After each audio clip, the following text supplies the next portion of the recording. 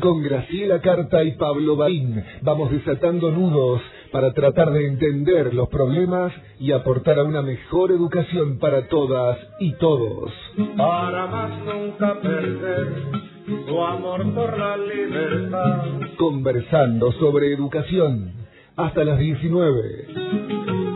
Que no se cree nadie sin aprender.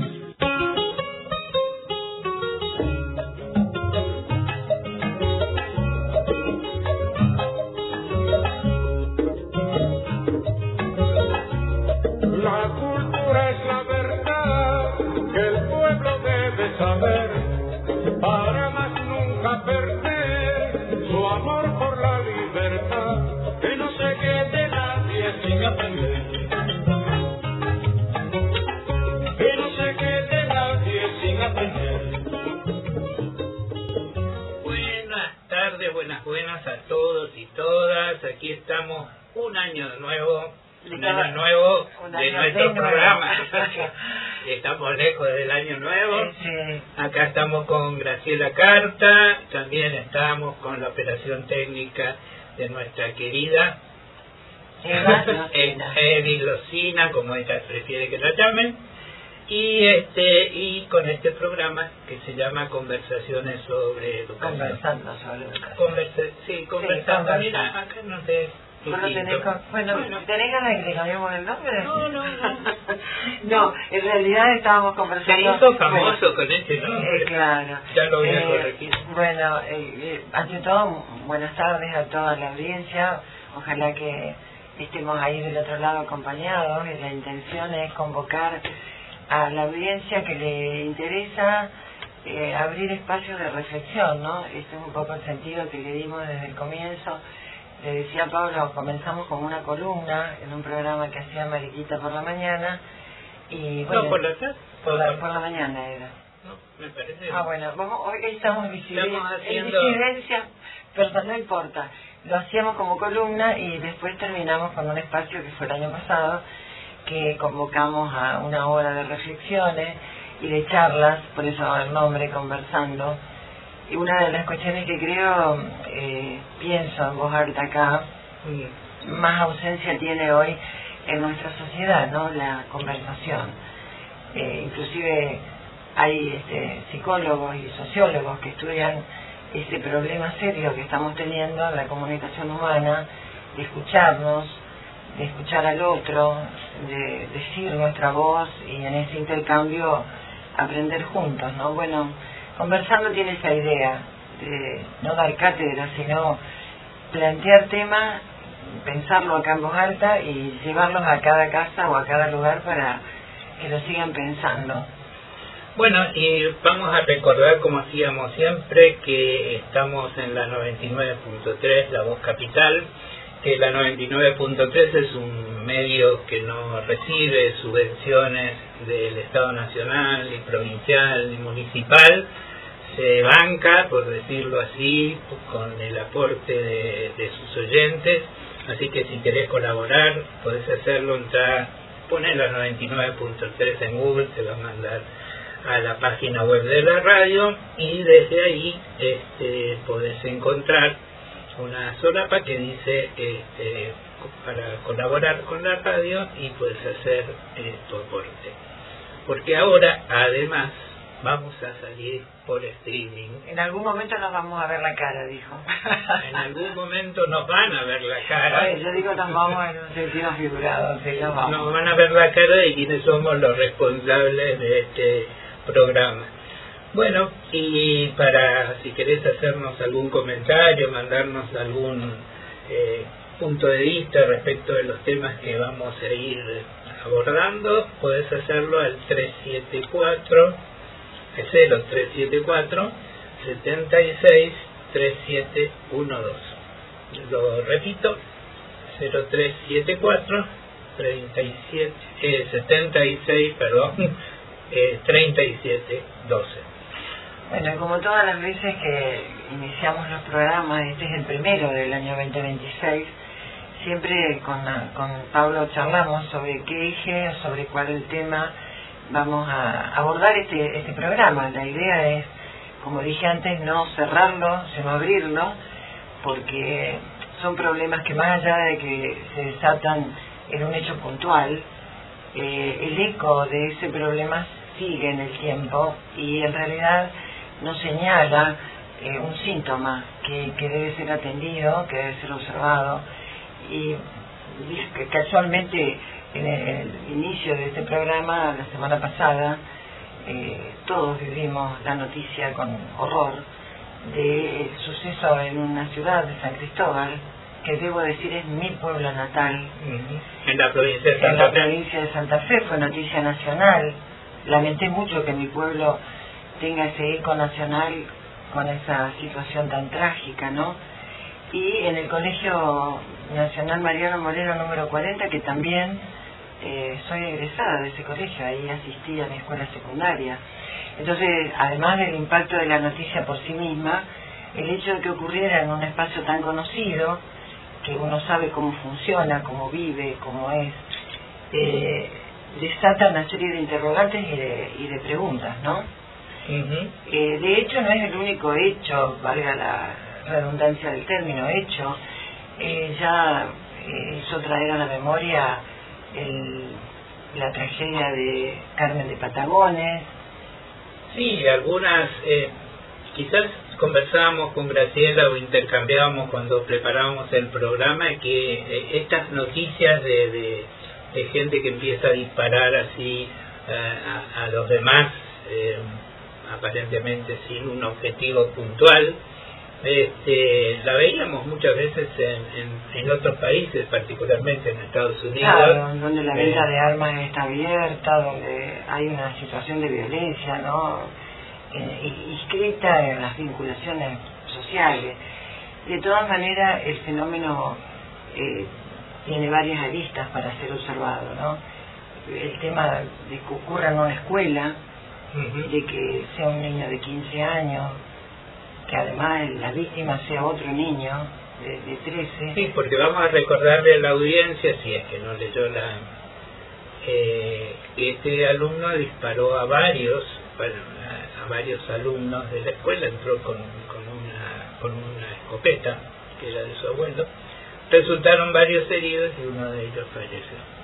Claro, y además la conmoción de los compañeros, porque después escuché varios testimonios, y todo lo que sale de la escuela por el hecho, por la tragedia que significan las familias, los duelos, las confrontaciones, porque San Cristóbal es una ciudad muy pequeña, tiene en este momento de tener 14.000, 15.000 habitantes, y a mí me gusta mucho pensar en las cuestiones globales, ¿no? En esta frase que siempre digo, todo tiene que ver con todo. Yo crecí y estudié en San Cristóbal antes de los 90, de hecho me fui de San Cristóbal en el año 70, entonces no viví todos los procesos que como consecuencia de las políticas nacionales vivió. San Cristóbal era un pueblo ferroviario, un pueblo muy importante del norte de Santa Fe, con un taller ferroviario muy grande. De hecho mi papá era obrero ferroviario, que le daba a la ciudad una dinámica y una actividad desde todo plano, desde el plano cultural, social, económico. Y bueno, en los 90 se cerraron los talleres y eso fue una tragedia económica y social y cultural muy grande. Yo no estaba ahí y hace mucho que no estoy, entonces no tengo una mirada tan actual sobre la localidad, claro, cómo está viviendo la ciudad este tiempo.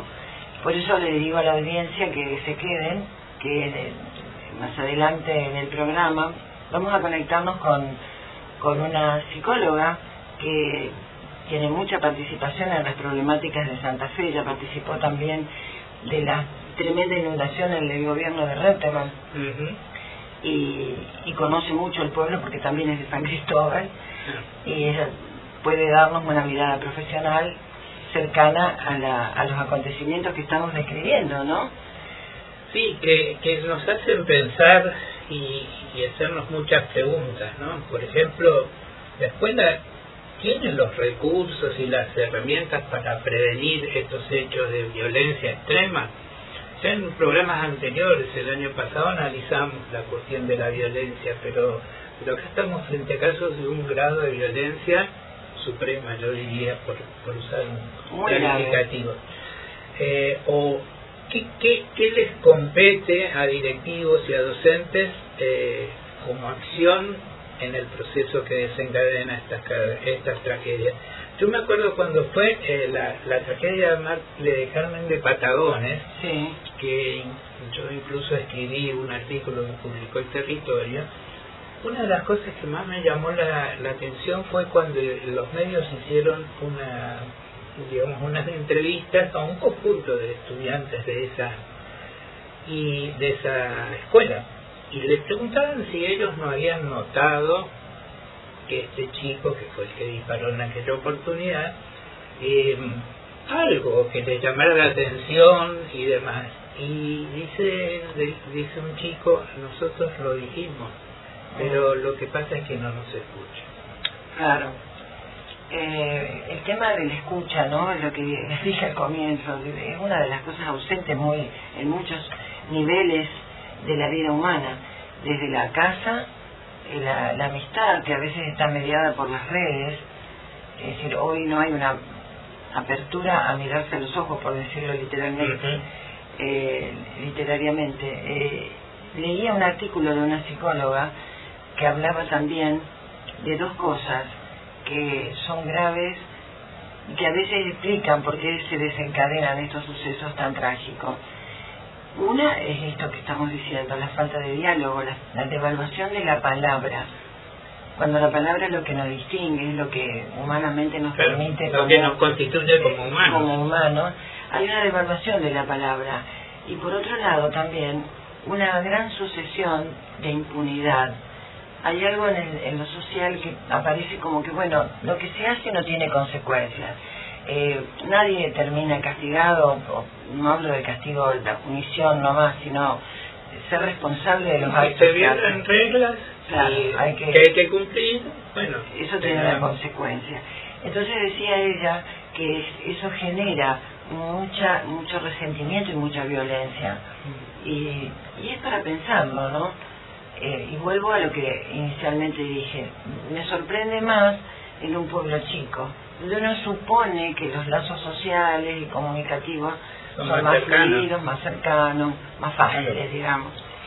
Sí, el tema de los docentes, también pensaba cuando vos preguntabas eso, si los docentes y los directivos tienen las herramientas. Yo creo que cada día se le exige más a los docentes, ¿no? Inclusive frente a esta secuela y sucesión de conflictos de tipo vincular, de tipo, hasta te diría, de orden de salud mental, se le pide al docente muchas cosas, quizás más que desde el plano pedagógico.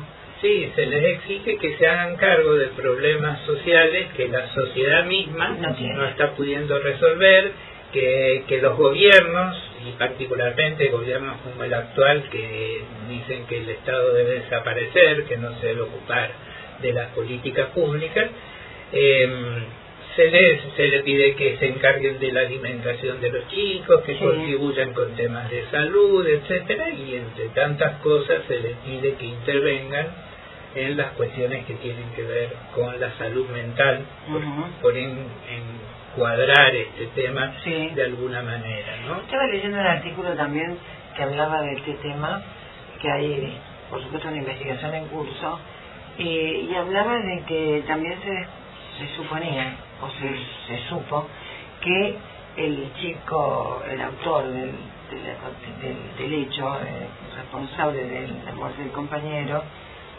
estaba ligado a una red que tiene sede en Norteamérica, que es como un club que promueve esto de matar, ¿no? Cuánto matar a uno. Sí, agredir a alguien. Sí, lo había escuchado. No sé si es verdad o no tenemos pruebas, no tenemos realmente pruebas de que haya sido así, pero pensaba también cómo este mundo atravesado por las redes sociales, por los juegos, por tantas formas en la que la virtualidad reemplaza la realidad, o hace que el adolescente, sobre todo, que está en un tránsito de conformar su identidad y su yo y su relación con el mundo, confunda lo real con lo virtual. Y en lo virtual, el que mató en el juego después puede volver a vivir, tiene otra vida, digamos. Pero cuando uno piensa en la realidad no hay otra vida, y eso también amerita pensarlo.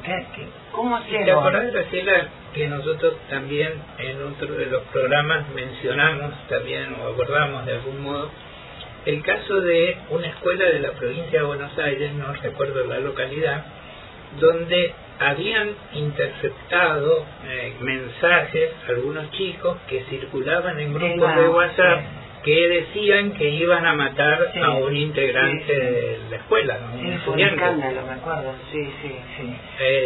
Que nunca se pudo saber, no sé, porque después las cosas estas toman lugar en los medios cuando son espectaculares, y después no sé en qué terminó, si efectivamente había una intención de matar o si era la intención de generar una situación de terror, pero bueno, se iban como armando pequeños grupos con esa finalidad. Claro, y en realidad uno debe detenerse, más allá de que sea un juego o no, ¿qué tan presente está la idea de la muerte en vidas que recién se inician, en jóvenes que tienen que encontrarle un sentido diferente a la vida y conectarse con sus pares para crecer, para constituirse de una manera mejor como adulto?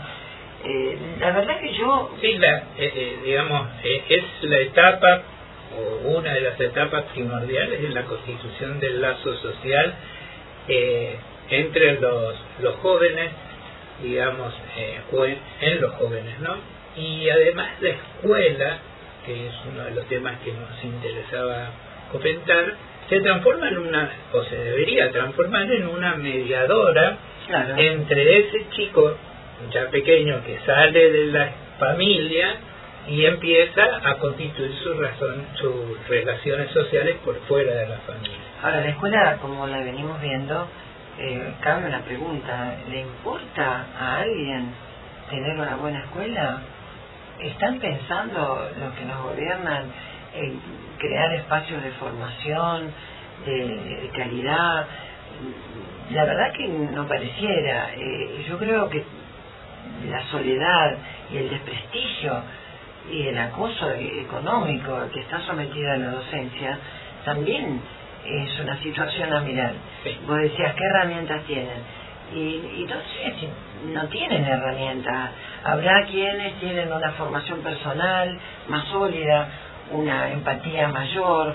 Bueno, pero son hechos individuales. Sí. Cuando hablamos de este problema, hablamos de un problema general que requiere una atención muy cuidadosa. Creo que con el asunto del déficit cero se han cerrado instituciones, centros de apoyo, qué sé yo, ni siquiera estoy enterada que existan núcleos para atención de chicos que tengan adicciones, campañas, acompañamientos.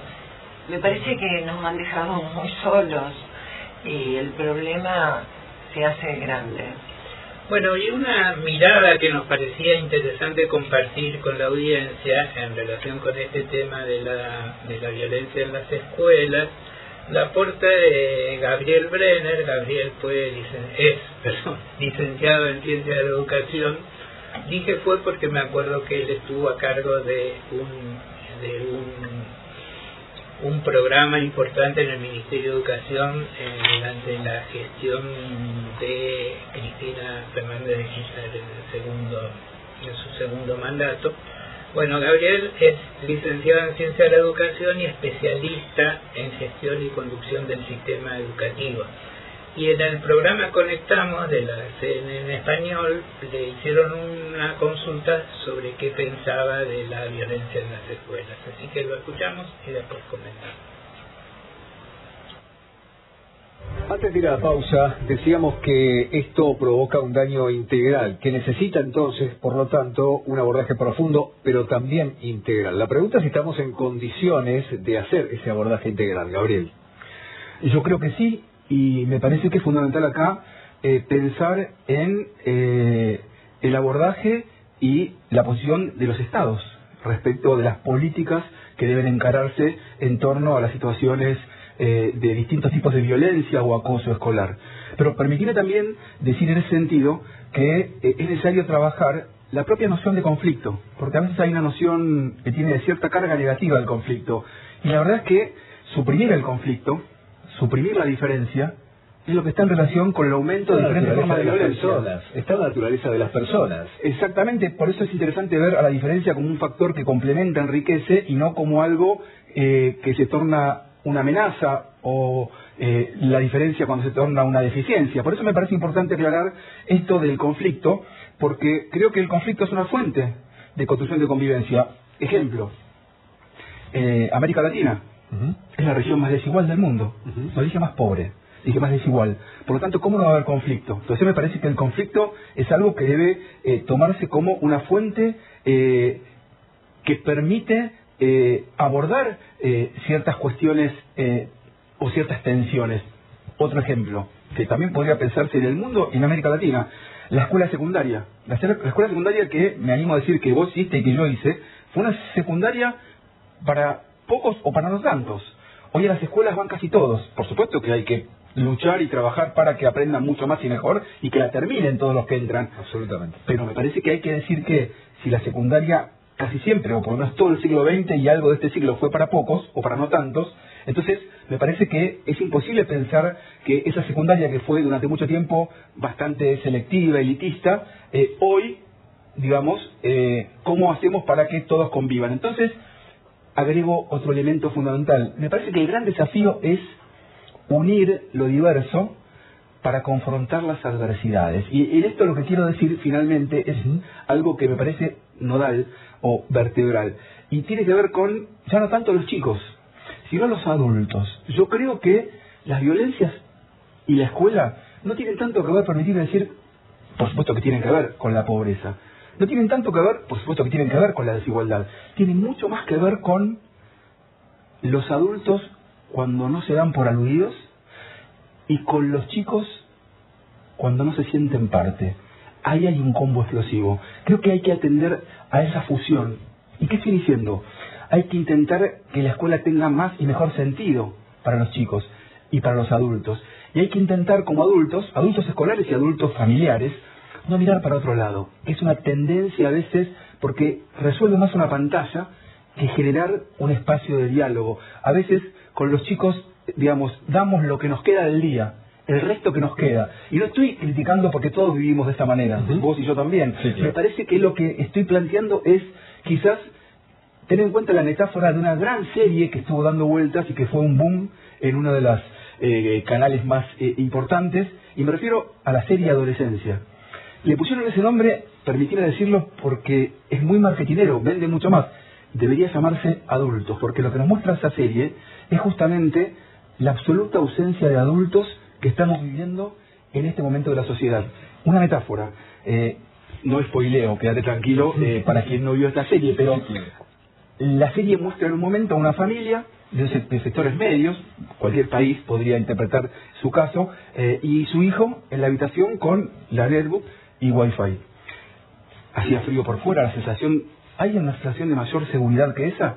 Sin embargo, esa es la bomba de tiempo de la serie, porque justamente lo que ocurre en esa habitación entre ese chico y el acceso totalmente liberado a las redes sociales y a internet, y los padres creyendo que está de alguna manera resguardada la seguridad de la familia, es, te reitero, la bomba explosiva. ¿Qué quiero decir con esta imagen? Y que simplemente alguno que me estará escuchando o viendo dirá, no sos claro, no quiero spoilear. Lo que quiero decir es que me parece que hay que poder pensar en las escuelas, pero también en las familias, en la sociedad en general, que los chicos se sientan parte de donde están, ya sea la escuela o el club, y que los adultos se involucren. Nos involucremos. No nos hagamos los distraídos eventualmente. Bien, gracias por estar con nosotros, gracias por venir y ayudarnos a entender. ¿Sí?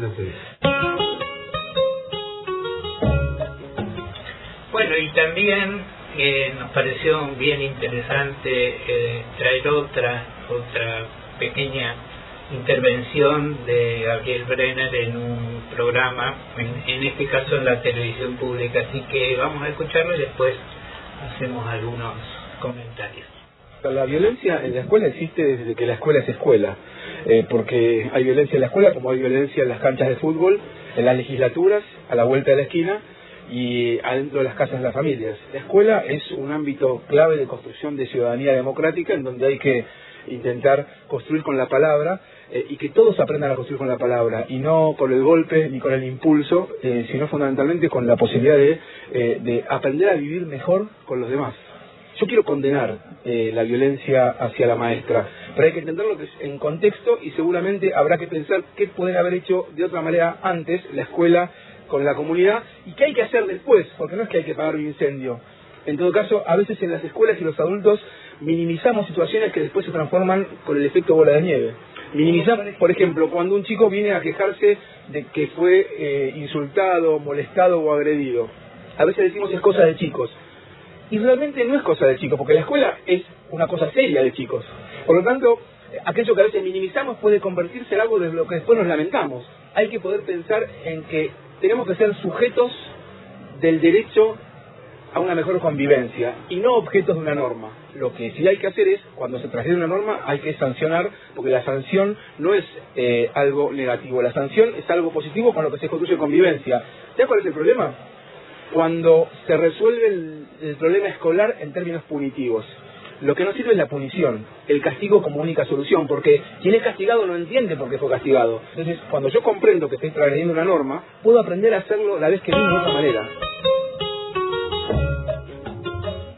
Varias cosas interesantísimo todo lo que aportó, pero pensaba en la primera intervención, cuando se refiere a la escuela como un núcleo de convivencia. Creo que también tenemos que pensar en cómo se transformó la escuela después de los 90. En ese sentido, nosotros provenimos, vos y yo, y nuestra generación, de una escuela pública para todos. Es más, agrego un comentario sobre la escuela Mariano Moreno número 40, que fue de donde partimos esta conversación. Es una escuela pública en San Cristóbal, no hay colegios secundarios privados. Ahí íbamos todos, y siguen siendo todos. Ese, por ejemplo, fenómeno es bastante inusual en el resto de las comunidades.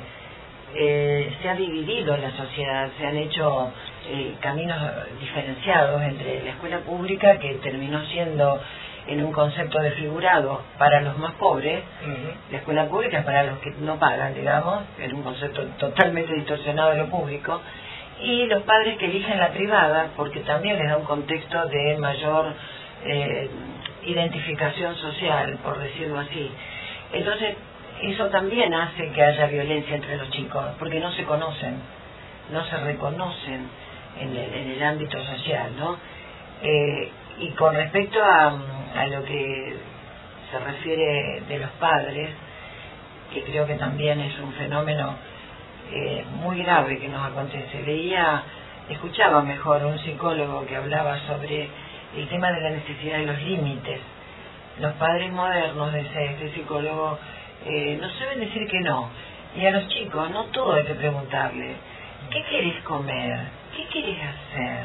¿Dónde querés ir? O directamente dejarlo en su mundo. Él está en su mundo, está con las redes, está en su mundo. Y ese estar en su mundo, como decía Brenner, no sabés en qué mundo está. Sí. ¿Quién está entrando al mundo de tu hijo? Sería la pregunta, ¿no? Y yo extendería esta responsabilidad de algún modo a los adultos en su totalidad, o a los adultos que pueden ser significativos para los chicos. Y ahí entran, bueno, de cajón, los docentes, los directivos de las escuelas, porque como venimos diciendo siempre, la escuela es un ámbito de, o como decía recién Brenner, de construcción de ciudadanía. Claro. Entonces, bueno, si estamos en una escuela donde lo único que nos muestran frente a una falta de a la convivencia es el castigo, y el castigo sin explicación, porque yo creo que hay que decirlo también en esos términos. El castigo es una cosa, el castigo sin ninguna explicación. Y otra cosa bien diferente es cuando se señala y se dice, bueno, mira, vos tenías que hacer esto. Lo que haces tiene consecuencias. Esto tiene consecuencias. Bueno, y vamos a seguir deshilando un poco esta cuestión de la violencia en las escuelas. Antes que nada te repetimos, por si llegaste tarde a escuchar esta conversación, esto es Conversando sobre Educación, y podés conectarte con nosotros, mandarnos tus preguntas, tus mensajes al hoy estoy terrible con el número, 3764-763712. Y ahora trajimos para compartir un tema musical que fue compuesto por Fabio Abad, un vecino de San Cristóbal, a partir de lo sucedido en el Colegio Mariano Moreno. Sí, que expresa bastante lo que acontece hasta hoy en el pueblo como efecto del hecho, ¿no?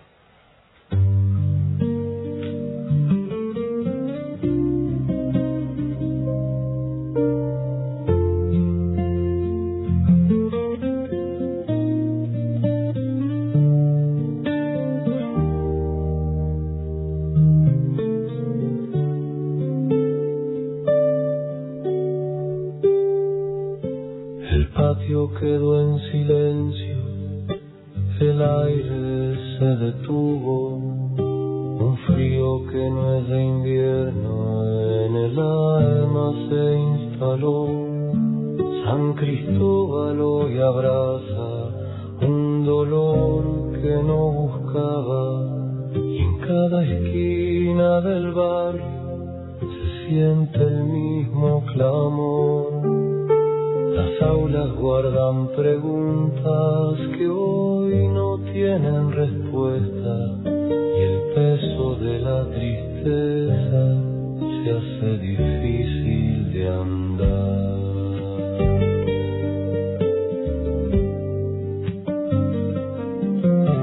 Miramos a nuestros hijos, buscamos en sus ojos la luz que ayer brillaba y que hoy parece temblar. A las familias que sufren, a los que hoy tienen miedo, queremos decirles fuerte, nadie solo va a estar, porque el camino es largo y el tiempo será el maestro que nos enseñe de a poco el modo de caminar, que el dolor se vuelva manos, que la angustia sea unión, para cuidar el futuro de toda nuestra ciudad, que no se apague la infancia, que no regrese el horror, queremos escuelas libres, llenas de vida y color. San Cristóbal se levanta con la fuerza del amor, para que nunca, nunca más se repita este dolor.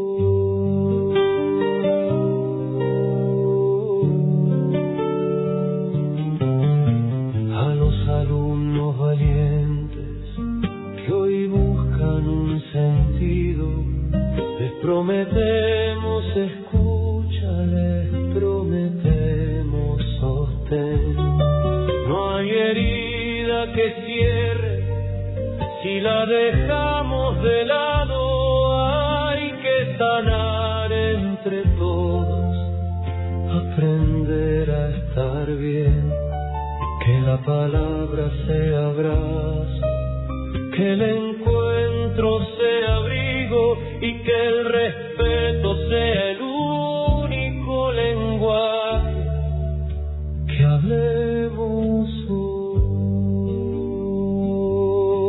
Llevará tiempo, lo sabemos, no hay que apurar el paso, pero cada gesto cuenta, cada abrazo es... Bueno, esa canción estamos muy melancólicos escuchando porque refleja lo que decíamos, ¿no? Lo que queda en un pueblo después de un acontecimiento tan trágico. Bueno, tenemos en el aire, como les anticipamos, una conversación que vamos a sostener con la psicóloga Selva Cafarati. Hola, Selva. Hola, buenas tardes. Hola, ¿cómo estás? Un gusto charlar Sí, con muy vos, bien. un placer. Acá estamos con mi compañero de programa, Pablo Main, que te saluda. Hola, Selva. Hola, Pablo. Y quiero agregar un poquito algo acerca de quién es Selva, Claro, en términos te vamos a presentar. de profesión, además de ser psicóloga, como dijimos, es especialista en gestión de las instituciones del sistema educativo, tiene un posgrado en salud mental y una maestría en salud mental, así que bueno. Y además, como decía Graciela, es San Cristóbalense. Es de San Cristóbal. Estamos llenos de San Cristóbalense por el mundo, ¿viste? Bueno, Selva, hoy nosotros retomamos nuestro programa que hicimos todo el año pasado. Y bueno, el acontecimiento de San Cristóbal nos conmocionó, nos sigue conmocionando porque, amén de que los medios ya no lo toman, creo que el problema o el síntoma está en el aire y hay que mirarlo porque no desapareció, porque no lo nombran en las noticias. Y nosotros te queríamos preguntar, como primer acercamiento al tema, desde tu perspectiva, ¿qué explicaciones le podemos encontrar de este hecho de tremenda violencia en una comunidad como es San Cristóbal, tan pequeña, ¿no? Tan ligada a una familia con la otra, y en una escuela pública donde concurren todos, porque esa es la realidad? ¿Cuál es tu opinión? Bueno, a ver, estoy con un poco de retorno. Bueno, nosotros te escuchamos bien. Ustedes me escuchan bien, perfecto. Sí. Ojalá hubiese una respuesta simple y acabada que un poco explique este fenómeno tan conmovedor, ¿no? Para una sociedad chica, como bien decís, como San Cristóbal. Pero en realidad no sé si habría que pensarlo específicamente en términos a una comunidad pequeña, sino en relación a sobre todo a partir de un mundo globalizado, ¿no? En este tipo de actos que ocurren lamentablemente en las instituciones, sobre todo en una escuela, pero estas cosas, estos actos que son impulsados por adolescentes. Me gustaría más pensarlo en este sentido, sobre todo por un poco echando mano a la presentación. Querría decir esto, ¿no? Que se ha hablado mucho en estos días sobre el campo de la salud mental y muchas veces, como bien decís, se habló un montón de esta noticia y actualmente desapareció, digamos, de los medios. Y en estos primeros días donde hubieron tantas teorías, tantas reducciones, explicativas de un fenómeno tan complejo como me parece importante hacer la salvedad de que se ha utilizado mucho el concepto de salud mental como sinónimo del campo psí. Y en realidad la salud mental no es sinónimo de psicología ni de psiquiatría, aunque se los utilice como sinónimo. El campo de la salud mental es muy amplio, es complejo, convive en una puja de discursos dispares, opuestos, pero bueno, si tiene un rasgo que la caracteriza, es su anclaje, o el anclaje por ahí de la subjetividad de un sujeto en un contexto social. Es decir, es dentro del campo de la salud lo que más muestra la cara social que tiene el proceso de salud y enfermedad. Entonces, dicho esto, pensaba yo cómo pensar, ¿no? Un fenómeno tan complejo, tan impresionante. Sí, bueno, en primer lugar lo pensamos con las herramientas que tenemos. Esto también hay que señalarlo.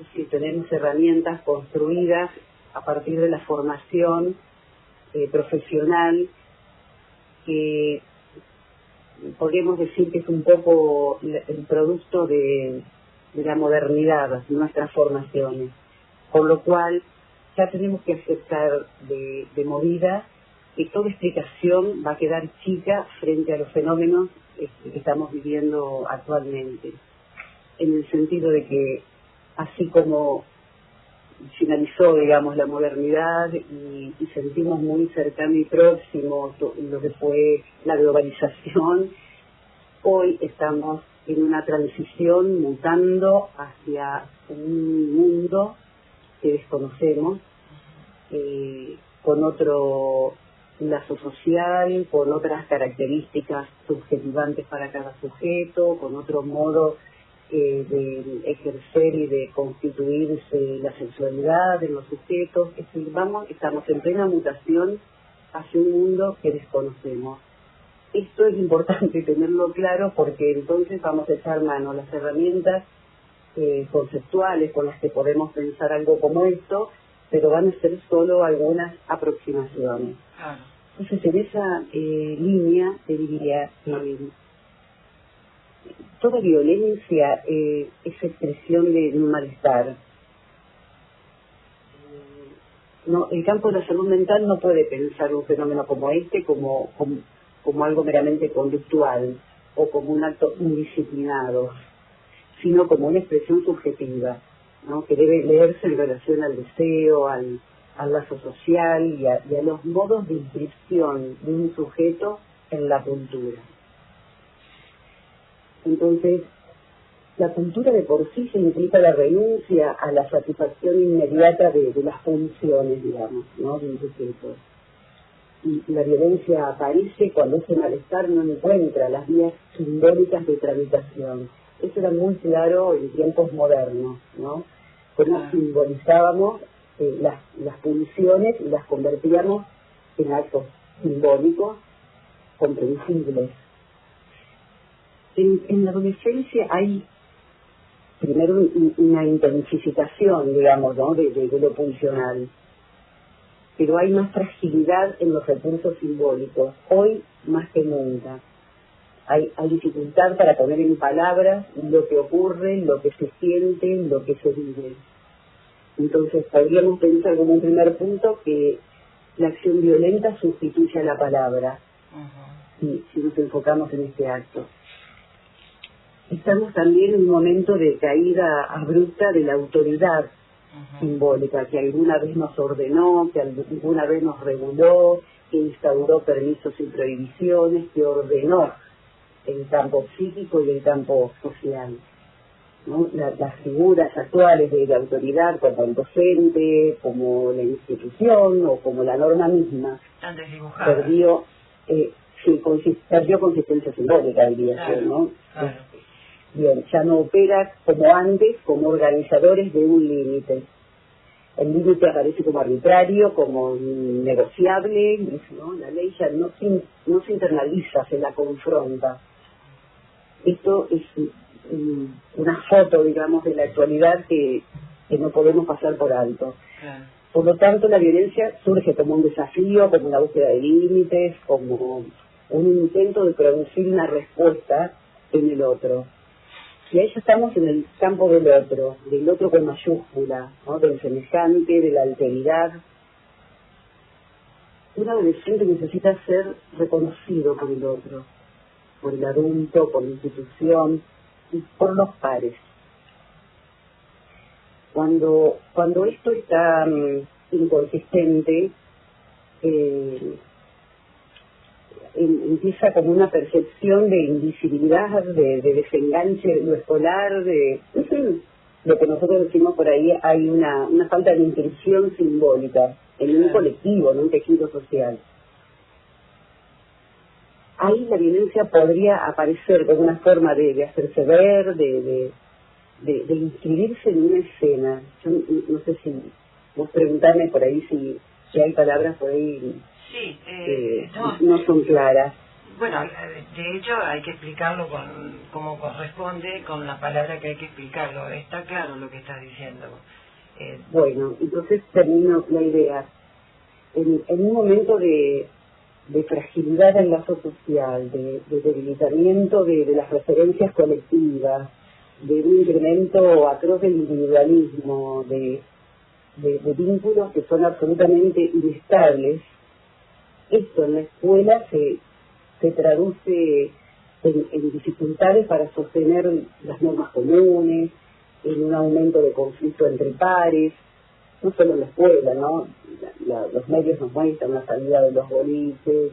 Sí, hay violencia. Bueno, la violencia está a la orden del día. Y el fenómeno de los espectadores de la violencia, porque uno no puede entender que están viendo que lo están casi matando a un compañero en el piso, y hay ¿cómo se puede expectar? Y alguien está mirando. En algún sentido la espectacularización de esos actos de violencia. Si todo el mundo, en vez de ayudar a un chico que está siendo agredido, lo que hace es sacarle el celular y filmar. Claro, exactamente. Como si fuera una imagen que ven en la pantalla, ¿no? Claro, hay algo que como que se enajena de tu propio sentimiento, ¿no? Está pasando fuera de mí, no me corresponde. Bien. No, y esto que ocurrió en San Cristóbal, en el campo de la salud mental es claramente lo que llamamos un pasaje al acto. No hay mediación simbólica, no hay una palabra dirigida a un otro, no, como a veces se dice, hizo tal cosa para llamar la atención. No, es una salida violenta de la escena. Es un acto radical, digamos, ¿no? Una ruptura radical sin ninguna mediación simbólica. Claro, había escuchado entre tantas entrevistas que se hicieron que algunos de sus compañeros habían mencionado que en un intercambio entre ellos él le había dicho a sus compañeros: yo los voy a matar a todos, y alguien le dijo: vos no te vas a animar. Que sí que me voy a animar. Es decir, estos todos son supuestos, por supuesto, viste que la construcción del relato no es para tomar a pie juntillas, pero pensaba yo, esto hablábamos antes con Pablo también, esto de la virtualidad de la muerte, que los hace llevar esta posibilidad de venir de nuevo de la muerte a la vida real, sino dimensionar en la realidad lo que significa vivir o morir, ¿no? Sí. No sé. Exactamente. Yo pensaba en este caso de San Cristóbal, la dimensión, ¿no?, que cobró la escena, porque hubo un único escenario, pero donde hay otros implicados. Ajá. ¿No? No tiene que ver con una búsqueda de reconocimiento en el sentido clásico, sino hubo una irrupción funcional, no simbolizada, que rompe el lazo social en su conjunto. Es decir, es un acto de él y es para todos, para ser espectados por todos. Ahora, sí. No, te quería preguntar, porque vos también te has ocupado de analizar las cuestiones de las instituciones educativas. ¿Qué herramientas, qué formación, qué recursos tienen los educadores y las instituciones para abordar un tipo de problemática como esta? ¿Qué puede ser la escuela? Bueno, se me ocurre sobre esto de utilizar las herramientas que tenemos los profesionales para pensar. En primer lugar, diría, sin negar la importancia que pueden tener los protocolos de seguridad, todas las acciones que ha hecho la escuela y que hace cada día, digamos, frente a estas situaciones. Una guía podría ser no reducir, ¿no?, a este adolescente o a cualquier adolescente a un acto, aún en esta dimensión del acto, frente a esta dimensión del acto, ¿no? Crear siempre condiciones de palabras antes de que el acto aparezca, detectar si hay desconexiones que nosotros llamamos radicales, como el aislamiento, todo aquello que represente o refleje la caída del lazo que hizo los docentes conviven con eso hoy más que nunca, ¿no? Y bueno, sostener... Perdón. Iba a decirte que pensando en el docente, también estábamos hablando con Pablo antes, que la docencia también está atravesando una situación de precariedad en cuanto a su seguridad laboral, en cuanto a su seguridad salarial. Creo que en cuanto a que se amplió las expectativas que se tienen respecto de la escuela, a otras cuestiones que deberían estar solucionadas por las políticas públicas, no puntualmente sobre la escuela, las cuestiones de salud, de alimentación, etcétera. Como que se estira ese horizonte, se amplía ese horizonte de expectativas respecto de la escuela, y los docentes a veces están como poniendo parches ante situaciones diversas que surgen de todas estas cuestiones, ¿no? O protegiéndose también, o saliendo de la escena como diciendo, bueno, yo me preservo, tampoco voy a inmolarme en esto, son problemas que me exceden. No digo que sean totalmente conscientes de estas reacciones, pero a veces son instintos de supervivencia también, ¿no? En un contexto complicado. Fíjate vos. Sí, claro, porque en este mismo contexto se encuentra el docente, digamos, no solo el adolescente, se encuentra él. Yo escuché estos días comentarios muy despiadados hacia la actitud que tomaron los docentes. Por ejemplo, ¿qué decían? Aún sí, y por lo menos lo que yo pude escuchar, que estuvieron, que se encerraron, que no salieron a proteger. Digo, por favor, en tirar así teorías de que expliquen el todo, que lo primero que te planteé, que de ahí hay que bajarse, hay que correrse, y sin conocer realmente cómo ocurrió todo este despliegue escénico, hubo como una urgencia del periodismo. Por ahí no sorprende demasiado, pero en los especialistas que hablaban en la radio, en las instituciones gremiales, ¿no? Había como una urgencia por encontrar como el responsable de esto que ocurrió. La omisión de no haber podido prever este hecho, digamos. Sí, la verdad que es muy doloroso, y bueno, pensar en cómo está la sociedad hoy viviendo el proceso, porque más allá de, como dije antes, no salen más en los medios el tema, son temas para seguir trabajando, porque la comunidad está herida y es algo que se está repitiendo. San Cristóbal estalló en este momento, pero no es el único caso que hemos tenido de violencia entre los jóvenes, ¿no? Yo lo que... no sé si tengo tiempo, Graciela, indicame. No. Nos gustaría que... Sí, unos minutitos para que vayamos cerrando un poquito tu intervención. Yo lo que decía es que no hay captación por parte de las redes, de estos grupos, que también se habló, ¿no? De toda una comunidad cibernética organizada que capta a determinados sujetos, que los engancha, decían los medios. Ningún discurso captura a un adolescente si no encuentra un malestar previo, o preguntas sin respuestas, o heridas narcisísticas, lo llamamos nosotros, o una vivencia previa de exclusión. La captación cibernética funciona porque nombra algo del malestar del sujeto, lo toma, o sea, lo sabe, lo toma, le da un sentido, aunque sea delirante, aunque sea destructivo. Muchos de estos dispositivos, que se llaman foros, comunidades o redes, le proveen un lugar al adolescente en el campo del otro. Es para pensar que puede hacer una escuela, ¿no?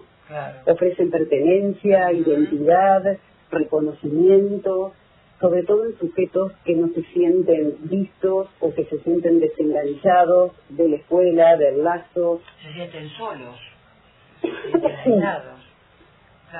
Sí, como no vistos por el otro con mayúsculas, como no reconocidos, dice. Pero incluso cuando, me parece, ¿no? Si se llega a situaciones como esta que estamos describiendo, que estamos comentando, también se juega una situación de poder, ¿no? Bueno, yo no estoy excluido de ciertos círculos, de ciertos vínculos, de ciertas relaciones, pero puedo hacer esto. Es que absolutamente, estos dispositivos, porque no se trata solo de una ausencia de lazo en este adolescente que tomamos como ejemplo para explicar lo que nos trae este momento histórico, sino se trata de un tipo particular de lazo. Eso ofrecen esos foros. Son comunidades que refuerzan el resentimiento, que legitiman la violencia. Son circuitos cerrados donde no hay contradicción, hay una identificación plena en un colectivo que tiene, o sea, sin alteridad, me refiero, sin límites, sin ley simbólica, que simplifican, que radicalizan, atentos a este detalle, eliminan los matices, que es lo que propicia la palabra dentro de la escuela, las diferencias, los matices. Entonces, lo que aparece es un único discurso que empuja directamente al acto. Tiene un guión. Esta identificación no inventan el acto, sino que lo toman de este colectivo. Lo reproducen, se identifican con figuras, con relatos previos. Esto tiene una super organización. Selva, la verdad que seguiríamos conversando con vos un rato más largo porque es un tema apasionante y tenés mucho para aportarnos, pero te agradecemos un montón. Me encantó comunicar con vos esta temática que conversamos con Pablo y sumar tu aporte tan valioso. Yo les agradezco muchísimo esta invitación, sobre todo con San Cristóbalense. Eso, San Cristóbal, que está en nuestro origen. Bueno, muchas gracias. Muchísimas gracias a los dos. Un abrazo grande. Adiós. Adiós.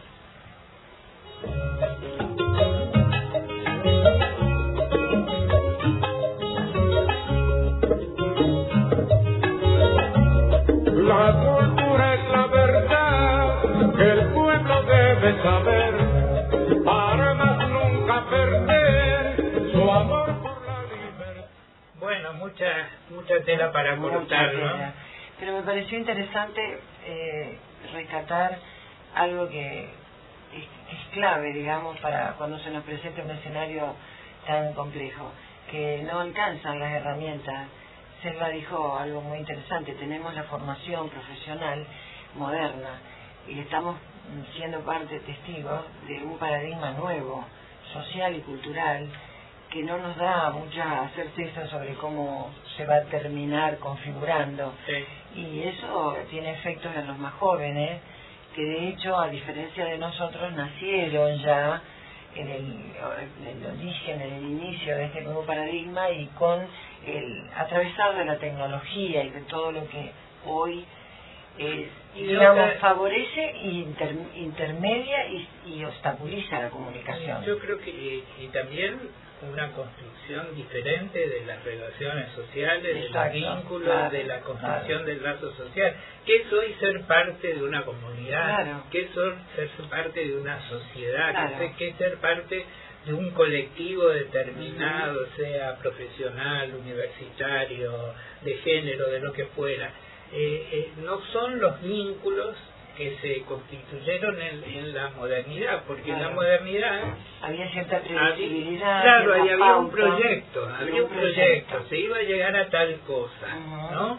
Después cómo se llegaba, se podía diferir, había ideologías con distintas posturas, pero yo creo que es muy valioso lo que nos aportaba Selva en este sentido, seguir pensando esto, no como un hecho aislado, no como el producto de un sujeto por sí violento, sino como de toda toda una consecuencia del entramado social. Y también el hecho de que la escuela, con todo este proceso que vive, más allá de todo lo que sabemos que tiene que ser restaurado en la escuela, nunca abandone su tarea de ser mediadora entre los jóvenes y el mundo, entre los jóvenes y la sociedad adulta, y generar ese espacio de diálogo que claramente cuando el diálogo se censura, se ausenta, aparecen las reacciones violentas, ¿no?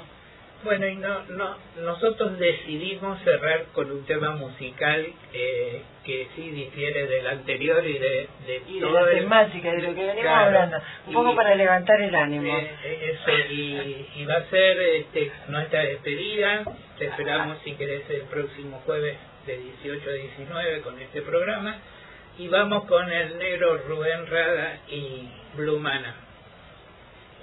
Hasta el jueves próximo. Gracias por estar ahí.